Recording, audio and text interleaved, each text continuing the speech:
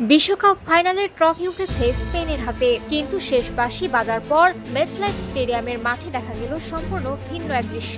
উৎসবের বদলে মুহূর্তে মাঠ পরিণত হয় উত্তেজনা, ধাক্কাধাক্কি আর হাতাহাতির রণক্ষেত্রে। সামাজিক যোগাযোগ মাধ্যমে ছড়িয়ে পড়া ভিডিওতে সামনে এসেছে সেই সংঘর্ষের পুরো চিত্র।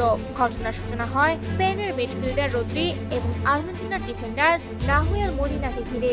স্পেনের শিরোপা জয়ের উচ্ছ্বাসে রদ্রি যখন মলিনার একেবারে মুখোমুখি গিয়ে উদযাপন করেন, তখনই দুজনের মধ্যে শুরু হয় তীব্র বাকবিতণ্ডা। এক পর্যায়ে তারা নোজ টু নোজ অবস্থানে চলে যান আর উত্তেজনা দ্রুত ছড়িয়ে পড়ে পুরো মাঠে। পরিস্থিতি সামাল দিতে এগিয়ে আসেন স্পেনের ডিফেন্ডার এরিক গার্সিয়া। তিনি মলিনাকে সরিয়ে দেওয়ার চেষ্টা করলে পাল্টা প্রতিক্রিয়া আসে আর্জেন্টিনার শিবির থেকে। আচমকায় লিসান্দ্রো পারেদেস এসে এরিক গার্সিয়াকে ধাক্কা দেন।